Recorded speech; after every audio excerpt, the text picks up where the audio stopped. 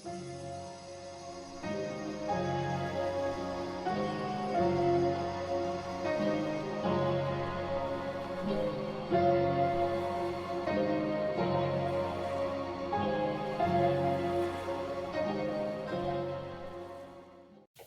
بالله من الشيطان الرجيم رب اشرح لي صدري ويسر لي أمري واحلل عقدة من لسانی یفقہوا قولی۔ مسلمانان عالم گزشتہ 2 صدیوں سے ایک مسلسل انحطاط کے گرداب میں مبتلا ہیں۔ قوم کا ایک ایک متنفس انفرادی اور اجتماعی حیثیت سے بیکار ہو گیا۔ اس حالت میں تعجب نہیں اگر حصول مراد کی ہر کوشش میں مسلمانوں کو بالآخر ناکامی کا سامنا ہو۔ میں ایک مدت سے اس دردناک نظارے کو بے کراہ تمام دیکھ رہا ہوں۔ گزشتہ 100 سال کے تاریخی شواہد اور سیاسی نامہ اعمال کی روح فرسا سرگزشت نے ثابت کر دیا ہے کہ امت حاضرہ اب اخلاقی تنزل کے ان انتہائی مدارج تک پہنچ چکی ہے جہاں ان کا کوئی فعل، کوئی طریق عمل روئے زمین کے کسی حصے پر صلاحیت سے تکمیل کو نہیں پہنچتا۔ مگر فی الحقیقت جو حوادث دنیائے اسلام پر اس صدی کے آغاز میں رونما ہو رہے ہیں، ان کی مثال اسلام کے گزشتہ 1000 سالہ تاریخ کا تاریک سے تاریک صفحہ بھی پیش نہیں کر سکتا۔ معلوم ہوتا ہے کہ بالآخر صدیوں کی مزمن بیماری نے مریض کے ہر عضو کو اور ہر جوڑ کو درد آمود کر دیا ہے۔ اعضاء کی بہم شکست اور طاقت کے مسلسل زوال نے خوفناک علامات پیدا کر دی ہیں۔ فنا کی لازوال حقیقت کے سامنے کسی باطل ہستی کی کچھ وقت نہیں، وہ مٹ کر رہے گی۔ لیکن اسلام تو سرتپا حقانیت ہے، مجسمہ صدق ہے اور سرچشمہ حقیقت ہے۔ سورہ الروم میں ارشاد ہوا، اعوذ باللہ من الشیطان الرجیم، فطرۃ اللہ التی فطر الناس علیہا لا تبدیل لخلق اللہ ذالک الدین القیم ولکن اکثر الناس لا یعلمون۔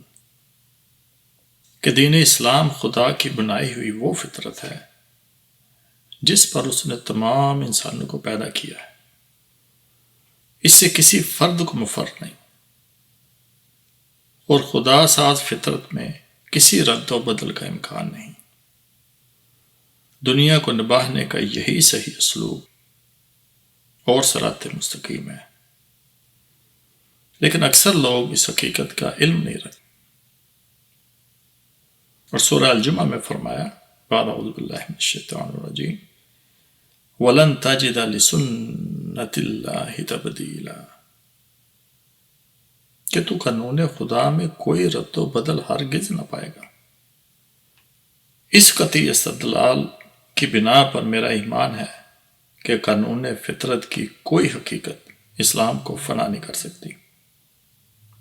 مسلمانان عالم کا روئے زمین پر بالآخر بطور ایک غالب عنصر کے رہنا اٹل ہے، اور جب تک زمین و آسمان اور کل کائنات موجود ہے یہ صورت ضرور قائم ہو کر رہے گی۔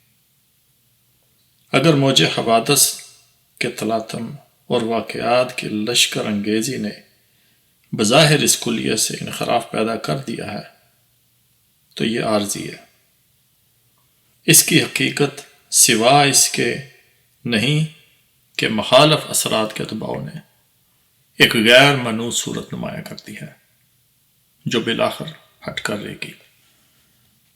اگرچہ دل کا مکین رخصت ہو چکا ہے،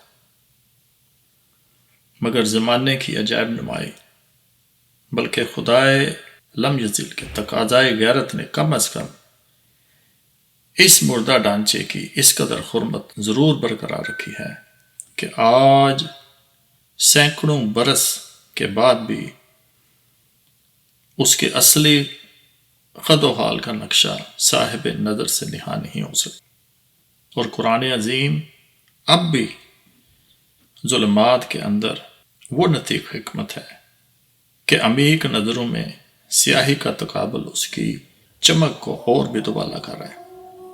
مطالب کی غلط فہمیوں اور مقاصد کی دور افتادگیوں کے باعث جس قدر اس کی ہر بات عوام کے نزدیک ناقابل التفات اور بے معنی ہو رہی ہے، اسی قدر صحیح القلب نقاد کی نظر میں اس کی عظمت کا رنگ کھلتا جا رہا ہے۔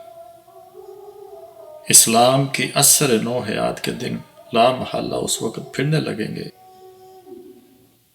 جب خود مسلمانوں کا کوئی غم زدہ بندہ خدا قرآن حکیم کی طرف پھر متوجہ ہوگا اور نافہمی، غلط عمل اور عدم یقین کے حجاب کو اس کے ماتمی اور پژمردہ چہرے سے الٹ کر ایمان کی اصلیت کو بے نقاب کر دے گا۔ اسی دن حقیقت کی روٹھی ہوئی دلہن پھر من جائے گی اور اسلام کے ویران گھر کو ایک دم آباد کر دے گی۔ اسی بنا پر قرآن کریم کا وہ مبشرانہ اور فیصلہ کن وعدہ جو آیا کریمہ وَلَا تَهِنُوا وَلَا تَحْزَنُوا وَأَنْتُمُ الْأَعْلَوْنَ إِن كُنتُم مُؤْمِنِينَ میں ہے۔ یہ وعدہ ایمان کی صداقت اور مرگ و زیز کی ہر کشمکش کے قیام کے لیے اکسیر اعظم ہے اور ہر کامیابی کی کلید اور ہر کامیابی کی تمہید ہے۔ اور جس قوم کو تحفظ و بقا کے اندوہناک مجادلے میں ایسا جارحانہ حربہ عطا ہوا ہو، اس کا مخالف اثرات پر تسلط یقینی اور تمکن فی الارض ایک طے شدہ امر ہے۔